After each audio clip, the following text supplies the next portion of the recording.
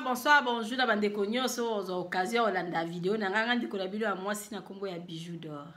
Mama Bijou d'Or lelo ekobete ya bino ka mwa lisolo mo ya mukie e uti na Congo. Ka nde na lobanga la za Bijou d'Or, Mama Bijou d'Or abeta masolo, Mama Bijou d'Or lambaka, Mama Bijou d'Or ta ba information, Mama Bijou d'Or sala ba publicité, Mama Bijou d'Or abaxeli bino émission d'ailleurs ya ba amser chaque dimanche. Ndeka na lobana mutu nyoso totala ba vidéo na nga suko sabona na vidéo activité Mama Bijou d'Or za besoin ba 1+ na yo parce que 1+ na yo wana so Mama Bijou d'Or azaki na ba abonné 30 obakisi 1 na komi na mois 31 nazala besoin ba 1+ na yo mutu zotala nga nazala besoin ya boye makaba émission na nga nazala besoin ba partage na vidéo partager ba vidéo na nga et puis votre ba commentaire. Mama Bijou d'Or vraiment lisolo oyo epesinga pasi mingi na koki vraiment ko tika ngo bongo tenga lobi non masolo lisolo nga na yoki malgré ça ngo lisolo uti Congo mais et salama na poto to zala la bakambo ngo trop tikala mekana ko talisa bandeko nga bayeba vindenge ni nezali donc toko ka kozora moi ba leso parce que mutu mususu otumula e oyebite ndenge nini alalaki oyebi te ndenge nini alamukaki oyebi état ya santé na été lisolo na nga ezabo ezala mwana mwasi mo abenginga ya 2 jours alobilanga Mama Bijou ngai awa ça ne va pas nga alobi oyo ça ne va pas ndenge nini alobi Mama Bijou ça ne va pas vie komi pasi Mama Bijou en tout cas la betela o lisolo oyebi ya na nga moko ya mwasi abandisi ko betela nga lisolo nga siko na betela bino lisolo ndenge nini ba beteli nga lisolo Fiwana oya bengi nga lobi abi Mama Bijou oyebi ya nanga ya mwasi oto utaka na matadi parce que fio apesinga lisolo azamona ya matadi tango ba utaki matadi bakitaki na lemba ba uti bavandi na lemba après bakei kovanda na Kasavubu wana bavanda fio ya pesinga lisolo azaka yena ya na ye et puis bazala na cousin na bango ba uta matadi bango misatu baya kovanda na kini bautaki matete babande bazalika na bandako akofutela kuna ndako akofutela na ebite pourquoi balongwe na matete baye na Kasavubu esika baye na Kasavubu wana eza bandako ezala ki ba porte belé bazaki bango morote ba porte musu ezaki pe na bato et puis ya vide pe ezalaki bavandi mukolo mususu ndenge ezalaka boya ya mwasi apesinga lisolo abande kokende kosukola atikali komona fi moko boye azalaka mbanda na ye kala ya soki une année azalaka mbanda na ye tango babande kovanda na matete sikoyo tanga moni ye ya bande kosukola moni fi moko boye azalaka mbanda na ye baswani abwakele soki ba jeton soki ndenge nini baswani tanga sisi kosukola azongi na ndako ayebisi leki na mwasi abi oyebi kope na ngamo na ko vivre na ye azalaka na fi moko boye na sima na veli na biso fi yango na moni awa leki na ye mwasi apesi ya na conseil abi ata moni a esa nini parce que yo na garçon na boboya na bino bozalaka na bino lisusu te bongo sikoyo likambo ni te fianga bande kotianga mal à l'aise kutu na fingie leki na mwasi alobi ya changer apesi ndeko na ya mwasi conseil parce que ne babetelinga lisolo balobi ya mwana mwasi oyo apesinga lisolo musala na ye na veni atumuna abatu abundaka aswanaka donc eza vraiment comportement na ye auta nango matadi et kosala ke jour mususu mwana mwasi ola bango sutu na misatu na mwana mwasi apesinga lisolo na ya mwana mwasi yango na cousin na bango baza bango surtout misatu batekaka na bango parce que bazwaka bambongo na bango wana ba bénéfice basangisi bafuti ndaku na bango babimaki na bango ndeza babimaka na tongo bakangi penza ndaku fio apesinga lisolo azongaki avandi na ye amoni penza ya na bango azouta koti na lopango azouta libanda azoya azofinga do babande koswana azofinga sikoyo voisin na bango o bakotisika afinga voisin na bango pe alandi ye soki après 30 minutes do babande koswana na nzela et comme il se lokola habitude ba comme il koswana na lopango trop ba voisin basi ba lembi bango puis ba lemba comportement ya fille apesi nga lisolo. Et ça dit siko jour mususu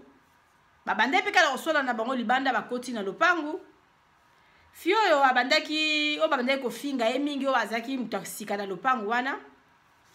Ba swani mwa mukie na lopangu après a koti na ndaku. Kokota koti na ndako alinga bimake ne kosukola. Kutika bazo finga ye, abwaki siko kantini na ye ba biloko na ye to alinga ba kosukola. Aki akangi ya fiwa bande ko tumola ye wana, akangi ya fiwa pesinga lisola akangi na nzoto babandi bitumba. Koba kobanda babandi bitumba wana ba voisin batu nyonso tu baboyi ko pekisa bitumba. Bitumba ya munene. Fio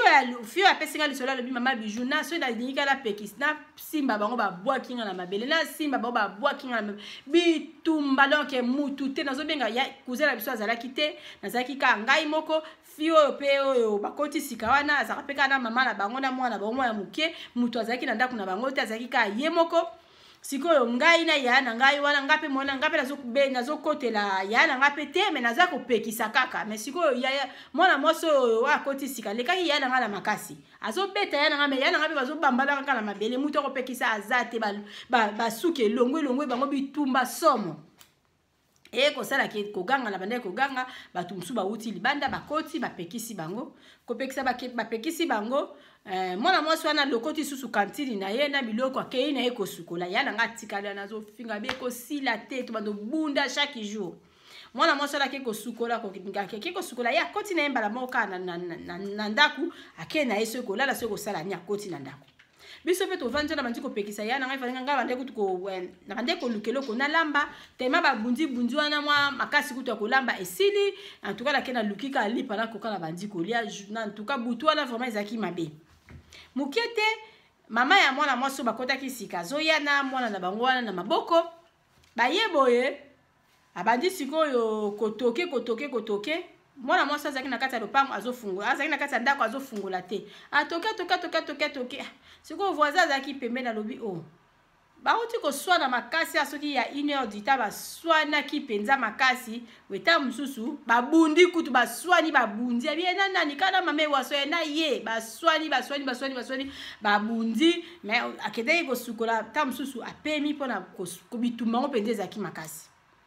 mama ya mwana moso la lobi bonga ta bobundi eta babundi bongo vraiment ko fungola porte te papa bazo beta porte azo fungola te ba garçon le pa ngona babimbo oye komi suspect obuka ka porte bazo benge pe la téléphone azo yamba pe téléphone na été balobi to buka ka porte ko buka babuki porte boye mama wana keimba ngwa kota poza kika nda kwa studio bakabola ka na rideau ko kele mama wana linga kende ava kende ko tala mwana na ye fungoli ka rideau ba moni pe mwana ya bwaka maboko be fulu ezobima ina munoko me abandaki na nikopema mama wana gangi donc siko ba garçon la bakili mbaba ki baluki taxi ya kozwa fi mwana wana zaki malade mama wana bandi ko lo balobi bino yo mwana mwasi oyo na ebite soko zakana kindoki banda biso to kota a osoni saka mwana nanga osoni likambu boswana kada sina tuna mwana nanga pazala lisusu na copain ngote yo pe osobwele na copain mwana nanga azwa mobali copain mususu mais mobali ngo pasa boya bino mibale mais likambu boswana la na yeba raté so yi mwana nanga kufi soki ya kufi na roboma 5 et ça li ba ko kena mwana mwaswana na hôpital. Après ba voisin o bakende kina mama wana bazongi bakekwa bi eza sérieux penza ko donc akoti koma azolo batazo ba mutu te akoti koma ba voisin bakomi koloba loba omoni bitumba boda boye bakomi mwana mosa sko ndenge ezalaki wana o aluka bitumba akomi kobanga kuzela bango aye babeteli kuzela bango masolo kuzela bango abino non so mama o ya zongi awa ekozala suka c'est mieux okende okima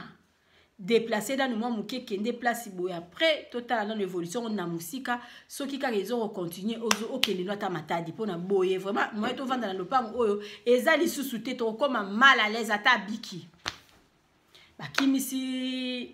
bakimisi mwana mwaso eluka makamuka na butuana et ça les siko na tongo mama wana aye abandi susu ko finga toke porte ya fio apesinga lisolo abibo bimisa ye so mwana nanga akufi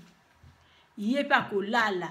alobi azata ke ikoteka kende koteka ROTC ke akimi mais soki akimi bonyo situnga na kozola nzela na nganga na koboma ye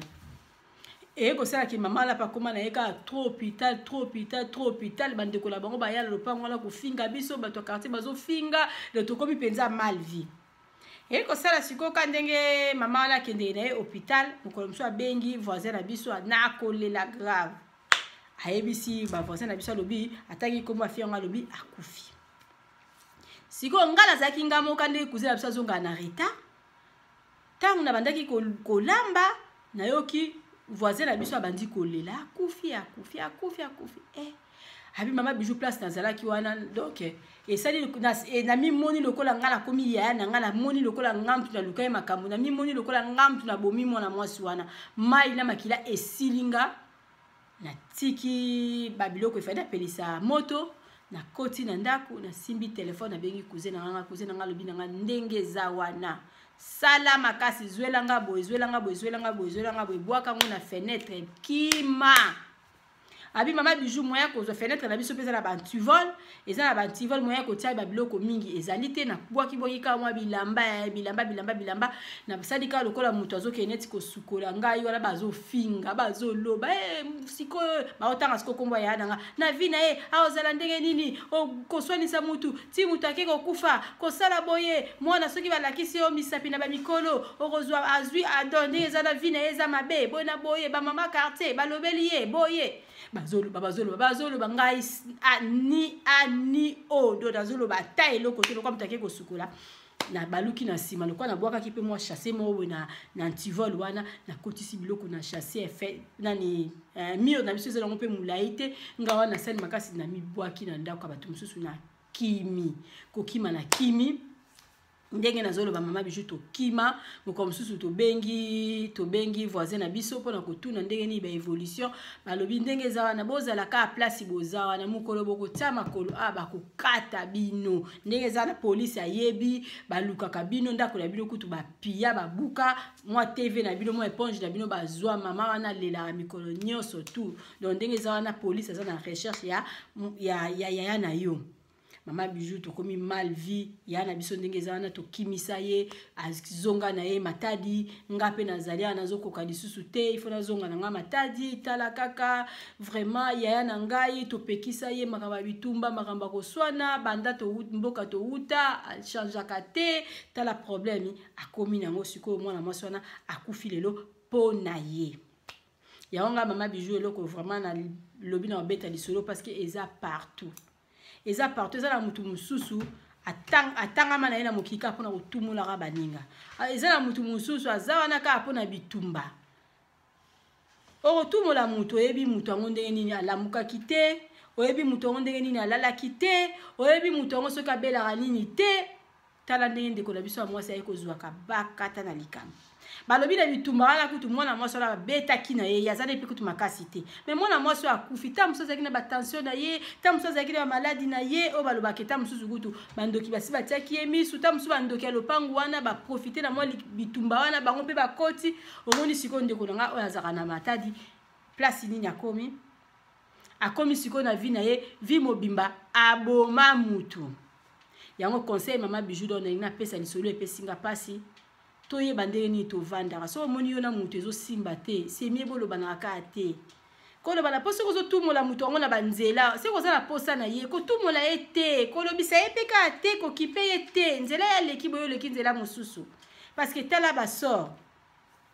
boswana na bino mikolo nyoso tu bobundara te boswana bobundara te jour oyo mutu yo finga mutu yo swani sera signal bino trop c'est trop tikana keneka na bunda ayepe abundi pare balobi yepe muta beti yo metala so donc tam sous choc wana ndenge abunda ki na tam so zakine na maladi na nzoto tango abunda ki akeko sukola après tango kene ko lala nanga na bino to ebitelo onini eyela ki tantine wana tia kene ko kufa parce que balobi aza déjà âgé à sa mona ba série 6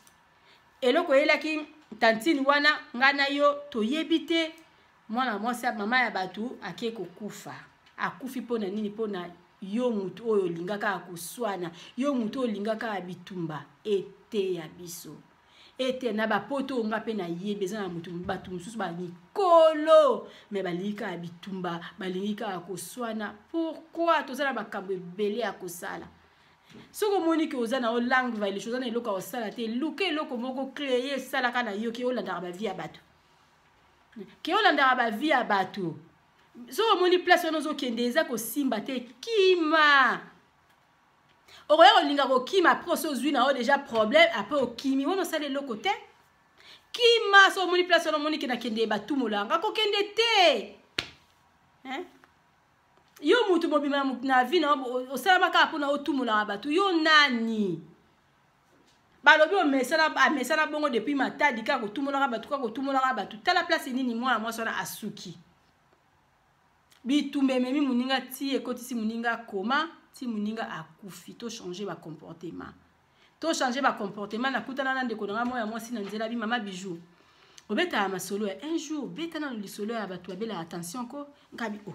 na beta ondeni na obi ki na vandi pe na bongami donc nazaki na voiture ya ye to vandi biso mi bale na voiture to komi ko solo so ka yo ki lisolo nanga akoyeba ki mama bijou ngam tu na loba na mama bijou likambola tina lelo na linga ko classer na lukana na beta ngo mais na mona ndeni na oko bandati ayebisa ngai mama bijou beta no consuma kamela lisolo ba attention ko ngabi no beta lisolo ba attention ndeni ay bonga reloko ava o beta ngo malamu il faut yo moko vivre ngo après obeti yango benga sikoyo na kobeta ngo ndenge nini na kosepela un jour yo mo soko zui courage oye obeta parce que ceux qui yo zo beta yango batu ba ko comprendre yo mieux parce que bando yebisa batu likambu na place na menga mo na beta ngo exact parce que na yebi ndeni batu ngo ba souffra kate hein mutu muso beta na tension azala ba maladie na ye azala na kaka tamsu basi ba lakise musapi na ba na badanyo na bandoki yo soko simbie ka ba ke ya kwei oya komema na yo ngambu ya pamba mwana mwasi oyo mwana mwasi bakota kisika wala oya kufi lelo azali susu te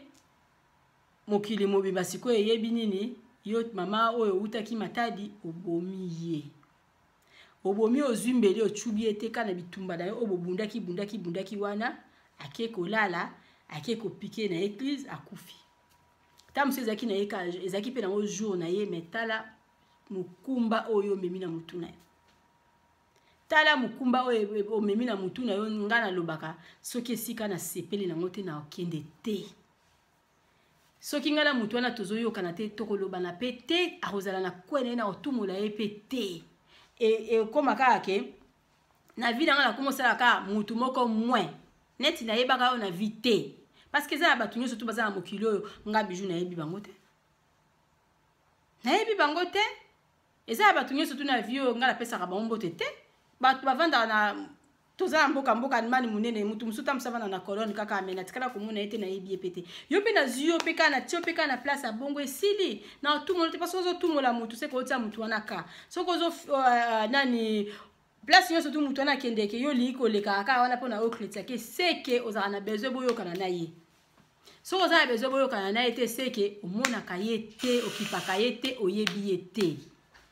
nga mama bijou na pesi nyoka conseil to changer dans ba comportement na biso parce que eza na mutu mosusu aza déjà wana azala na ba maladie na ye otumoli ka abo akwe akufi omemi na yo ngambo et puis biso batu to tumula batu to mekana nkotika hein to mekana nkotika parce que eza nango dinte yo mutu mobimbo za wana batu basi batia yo misapi musala na yo kaka koswanisa batu musala na yo kaka kobundisa batu en tout cas ete ya likambo epesi vraiment pasi parce que ndeko na biso ya mwasi awuta matadi wana azwi na ye problème na vie lelo ndeko na biso azate na mokili ake azongisi molimo na ye epa ya nzambe pona nini soi-disant kaka mama wana aswanisaka ye babundaki lelo akufi epesa na lisolo oyo en tout cas ete ya biso epesa biso conseil so mutu okuta na video ya mama bijou za na caractère wana ya oswanisa batu pamba ya kubundaka to mekana nkotika et puis ba AGC pusani ba aza mona ba 66 ba AGC pusani ba maladi se koti na nzoto osimba mutu akufi ozwi na yo malchance pamba na vie donc mama bijou apesi na ka conseil to meka ko changer ba comportement na biso mbote na bato nyonso to bayebi mama bijou mbote na babone nanga mama bijou do alinga bino mingi bo continuer ko s'abonner na Bidor TV mama bijou do apesa na ka ba conseil na pesi na ka conseil ke to meka nan ko doser so esika wana ezo simba te ko kende lisusu te okoya kozwa décision okende lisusu te mais eloko mo ese komelo ekomi trop tard na ba mille na biso bato mwindo tokoma na biso ko bomana tokoma na biso ko sala mabe donc bato mingi babanda kozala na ba vie ya ko kutana batika na bango na ba vie ya bitumba batika na bango na ba vie ya kotumula bato ko swana batika na bango bakoma na ba occupation ebele parce que ko swana eza na mopenza na impact eza pe na vite ndenge mo pe muto oluka bitumba so oza na besoin bitumba kende ko luka sport moko kota kende ko bunda kuna ba mona kayo na ring ozo bunda ozo sala judo ozo sala box ozo sala nini lokola Brian beta alo bat makofi na ring wana eza nango bien par rapport ke oluka ka bitumba wa bunda ki na banof wa bunda ki weza na vraiment malamu te parce que okoya kokutana un jour na problème lokola ndeko na biso mona matadi akutani nango mbote na bandeko na nganya soto esika bozali ba mosi tout mama bijou do alinga bino mingi na peste na ka conseil to luka kimia na mutu nyoso parce que on sait jamais mbote na ba copine na esika bozali mama bijou do alobi bozala toujours na bijou na Bidor TV bozala jamais d'ici na begisi bino tout dimanche bozala ebele liboso ba TV na bino pona kozela émission na biso ba Amser ma petite sœur Sandra Lina na Hollande na bwaka yo kala mama bijou do alobi zala wana benga batu bokota bota la Bidor TV émission ba Amser e bandi bozala ebele na pesi mbote na groupe nanga tout na groupe nanga mobimba ya ba Amser na pesi mbote lisusu na groupe nanga ya ba mama ya première classe mama bijou do alinga bino mingi en tout cas tokutani bayo.